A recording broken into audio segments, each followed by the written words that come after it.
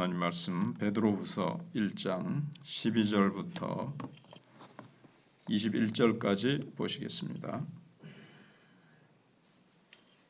그러므로 너희가 이것을 알고 이미 있는 진리에 서 있으나 내가 항상 너희에게 생각나게 하려 하노라.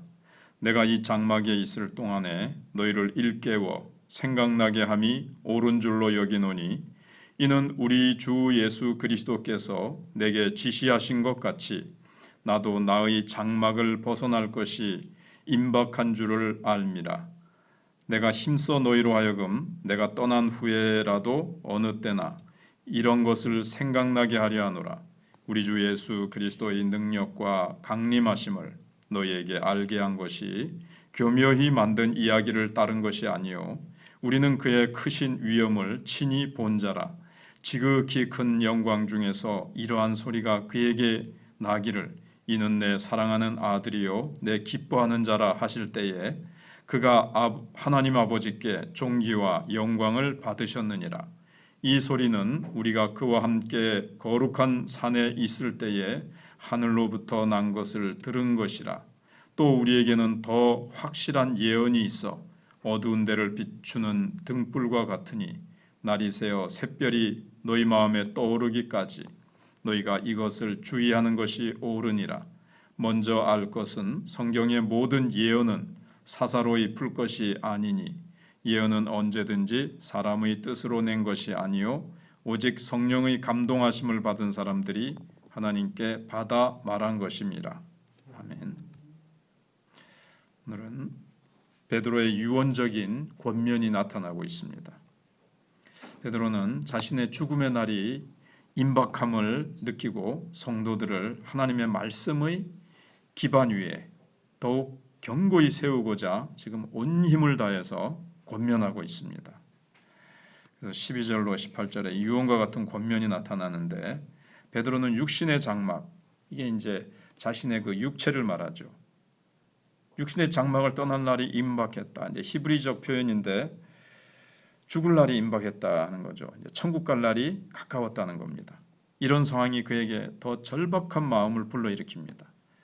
지금 교회를 땅 위에 교회를 두고 이제 주님 곁으로 가야 되는데 교회는 지금 막 핍박 중에 있습니다. 교회는 참 어려운 시기를 지나가고 있습니다. 그러니까 얼마나 참 베드로는 이들에게 말씀으로 굳게 세워주고자 하는 마음이 얼마나 절절하겠습니까? 그래서 사람마다 저마다 패역한 욕망을 따라 살아가는 이 세상의 풍조 속에서 그리스도인들은 더 온전하게 구별된 삶을 살아가야 한다고 그렇게 이제 권면하고 있습니다. 이런 권면을 그의 유언처럼 남기고 있습니다. 지금 베드로 개인은 죽어도 교회는 주님 오실 때까지 이 지상에 계속 살아 있거든요. 그리고 진리의 생명은 계속됩니다. 왜냐하면 교회가 가진 이 복음의 진리는 한 개인이 지어낸 이야기가 아니다. 우리가 뭐 공교하게 우리가 뭐 싹 지어낸 얘기가 아니다. 베드로가 이렇게 얘기하고 있습니다. 이것은 분명히 하나님이 찾아오셔서 일으키신 사건이고 하나님이 일해 가시는 역사이고 이것은 진리이기 때문에 무너질 수 없다는 거죠. 잠시 있다가 사라질 수 없다는 겁니다. 베드로 자신도 하나님께서 친히 그의 아들에 대해 증언하신 하나님의 증언의 증언자일 뿐입니다. 그 높은 산에 올라가서 기도할 때 예수님이 변형되시고 이는 내 사랑하는 아들이요 내 기뻐하는 자로다 할 때에 그것을 베드로가 이제 보고 그도 증언하는 거죠. 예수님에 대해서 하나님 아버지께서 증언하시는 것을 베드로가 다시 증언한다는 겁니다. 그런데 하나님의 증언은 영원한 진리입니다. 이는 내 사랑하는 아들이요 내 기뻐하는 자로다 라는 하나님의 증언은 영원한 진리입니다. 그래서 교회는 이 진리 위에 서서 세상 속에 복음의 증언을 계속해 나가야 됩니다. 그것을 위해서 교회를 세우셨고 이 진리를 믿는 자들마다 구원받는 겁니다. 교회는 어둠 가운데 있는 자들에게 그리스도가 하나님의 사랑하시는 아들이요 기뻐하는 자라는 이 복음을 증거함으로 이 복음을 믿는 자마다 참 빛 가운데로 나와서 구원받게 하는 이 사명을 가졌습니다. 우리의 삶은 이 증언이 참되다는 것을 근데 또 보여주는 삶이 되어야 됩니다. 입술만이 아니라 우리의 삶이 정말 예수 그리스도께 붙잡힌 사람이고 저 사람은 정말 예수 그리스도를 닮은 사람이고 우리의 삶이 그리스도를 가리키는 삶이 되어야 됩니다. 그래서 그래서 나의 삶이 닿는 순간까지 절박하게 베드로처럼 다른 사람에게 권면하고 절박하게 내가 부르짖을 어떤 유언적인 말씀이 있는가를 우리가 생각해보고 그걸 위해서 더욱 기도해야 될 것입니다. 베드로가 마지막 권면하는 이 마지막 권면, 정말 마지막 유언을 남기라면 나는 무엇을 절박하게 사람들에게 권면하겠는가 하는 겁니다. 나는 뭐 마지막으로 남길 말이 있습니까? 그런데 무슨 말을 해야 되지? 이것은 자기 안에 아무런 할 말이 없다. 뭘 해야 될지 막 우물쭈물한다는 것은 분명히 초점이 있는 삶을 살지 못했다는 거죠. 그래서 나의 마지막 날 나는 사람들에게 무엇을 부탁할 것인가? 이것이 없다면 하나님 그것이 무엇인지 깨닫게 하시고 하나님 그것을 분명히 내가 가지고 살다가 그것을 다른 사람들에게 그 아름다운 진리를 남겨두고 가게 해 주시옵소서. 이렇게 기도해야 될 것입니다. 그다음에 19절로 21절에는 더 확실한 예언이 있다고 말씀하고 있습니다. 이게 무슨 말인가 하면 베드로는 자신이 변화산에서 친히 예수님이 변화되는 것을 경험했습니다. 18절에서 그것을 이제 강조했지요. 이 소리는 우리가 그와 함께 거룩한 산에 있을 때 하늘로부터 난 것을 들은 것이라 그랬습니다. 17절에 있는 그 내용을. 그런데 자기가 보고 듣고 체험한 것보다 더 확실한 게 있다는 거예요. 그게 바로 예언의 말씀. 성경 말씀이 자기가 체험한 것보다 더 확실하다는 겁니다. 체험은 잠깐 착각할 베드로가 한 것이 착각했다는 것이 아니라 체험보다 더 중요하고 체험보다 더 우선순위고 더 확실한 게 있다는 거예요. 그건 하나님의 말씀입니다. 왜냐하면 천지는 없어질지라도 하나님의 말씀은 1.1핵도 땅에 떨어지지 않고 다 이루어질 것이고 하나님의 말씀은 영원하기 때문에 그렇습니다. 우리의 체험은 땅 위에서 살아가는 동안 잠시 유익되긴 하죠. 그러나 그것보다도 더 확실하고 영원히 사라지지 않는 것은 하나님의 말씀입니다.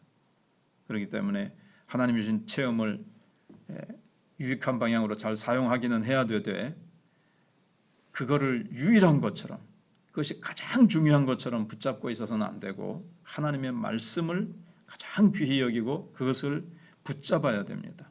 영원한 것이기 때문에 변하지 않고 사라지지 않는 것이기 때문에 그렇습니다. 그래서 베드로는 예수 그리스도께서 오셨고 구원의 역사를 다 이루셨는데 그분은 또다시 오실 것이라고 그렇게 말씀하고 있습니다.